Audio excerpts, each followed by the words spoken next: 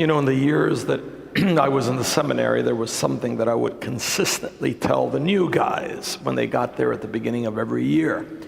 And, again, my role in the seminary was, I was the vice rector, dean of men. Essentially, what was my responsibility? My responsibility was to manage the life of the guys and the everyday life of the seminary. The rector, of course, was the boss. He made the decisions, but I had to make sure that all those decisions were properly implemented.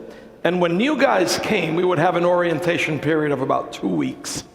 And, the new seminarians, for the most part, they tended to be on the young side. We may have had a couple of kids right out of high school, but most were college age, a couple of guys that were maybe, they already had a career or in grad school or something like that. But after 2 weeks, I would always tell the guys, I'd say, look, you've been here for 2 weeks, you're about to start the semester, it's great having you here. You're great guys, obviously you're very good guys because you want to do this. You want to be priests. Now, I would say to them, here's the first thing you have to learn if you're here. You have to learn what the church says about priesthood, what canon law says about priesthood.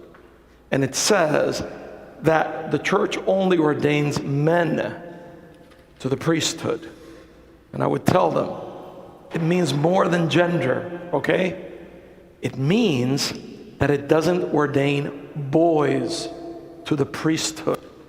So if you want to be a priest, the first thing that you need to learn here is to be a man. You gotta get rid of your mamitis, all right? You've gotta learn to stand on your own 2 feet and do things for yourself and assume responsibilities and to take the challenges, the trials, the sufferings, the injustices, the difficulties that life sends you. You have to learn to take those as a man, not as a boy. Now, interestingly, when I meet with couples before, as I prepare them for their weddings, I also remind them of what the church says about marriage. And I tell them, I said, look, canon law says that the reality of marriage can only thrive and sustain itself between a man and a woman. It means more than gender as well. It means that reality cannot thrive and sustain itself between a boy and a girl, or a woman and a boy, or a man and a girl. There's a basic level of effective maturity that needs to be there for that reality to really exist and sustain itself. So, listen, you see that regardless of what our walk in life is, what is needed is effective maturity. What is needed is to learn to become a man or a woman in the full sense. But what is effective maturity? What does it mean to be a man? What does it mean to be a woman? What does it mean to be a full adult? Well, listen, we get a great clue. In fact, we repeat it, we profess it every Sunday. We're going to do it, and as soon as I wrap up this homily, we're going to wrap up the definition of that. We're going to profess the definition of that, and we say that in the profession of faith. And listen, if you break down, if you notice, if you break down the profession of faith, our creed, right? It's basically divided into 3 parts. The first part focuses on God the Father. The second part of the creed focuses on the Son, and then the back end of the creed focuses on the role of the Holy Spirit. But when we deal with we focus on the part of the Son, listen to those words very carefully. Listen to them today as we profess them. We say, through him all things were made. For our sake, for our salvation, he came down from heaven and by the Holy Spirit was conceived of the Virgin Mary, and you know this by now, yeah, and became man. What does that mean? What follows is what defines it. What follows is what defines it. And here's what follows. For our sake and for our salvation, he was crucified under Pontius Pilate. He suffered, died, and was buried. Don't forget what comes next, because if not, it's an exercise in futility. And on the third day, he rose again in accordance with the scriptures.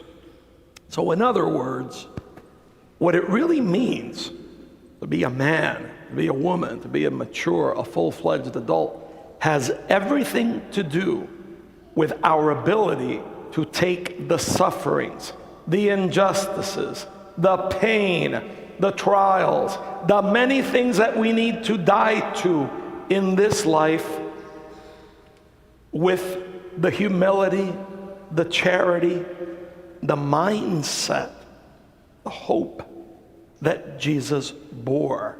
And then we too will be able to rise above all of that stuff that afflicts us. That's what it means to be an adult. And that's what we need in order to fully live out whatever it is that our state of life is, whatever it is that, however it is that we serve society through a particular profession. That is the key to true life. There is no other path. There are no shortcuts. And so you can understand why in the gospel today, boy, Jesus really sucks it to Peter, doesn't he? When he announces that, his coming sufferings and his death and his passion and all that, and Peter says, it can't happen, we'll never let it happen. He calls him worse than, calls him Satan. He says, get behind me. He says, you're thinking like human beings do, not like God does. In other words, you're not seeing reality as it truly is. And then he tells all the other guys, of course, he wants all to be on the same page. Whoever wishes to come after me must take up his cross, deny himself, and follow me. And he doesn't just say it, eventually, right? He models it for us. He models what it is that it requires. He models for us what it is that we need to do in order to rise above everything. Now, and I know that that's a lot easier said than done. Listen, we're all going to die with some level of immaturity within us. Trust me, some more than others, right? And what the Lord is calling us to do, is something that we can only do with his help. Now, listen, you are so, regardless of whatever handicaps, limitations, craziness you might bear or might uniquely bear, you are so on the right track, because you know what? You're here. And I know who the usual suspects are, because I see you frequently, right? You're looking in all the right places. You're working on it, clearly. Let's keep turning to the Lord. Let's continue to ask the Lord to help us be in touch with reality, to help us all the more fulfill, right, our role as the men and women that he calls us to be in his image and likeness. May the Lord give us new vision, new hope. May the Lord help us to certainly bear our crosses, bear our difficulties, our trials with less fear, with greater strength, so that we can enjoy the freedom and the vitality of being his true sons and daughters.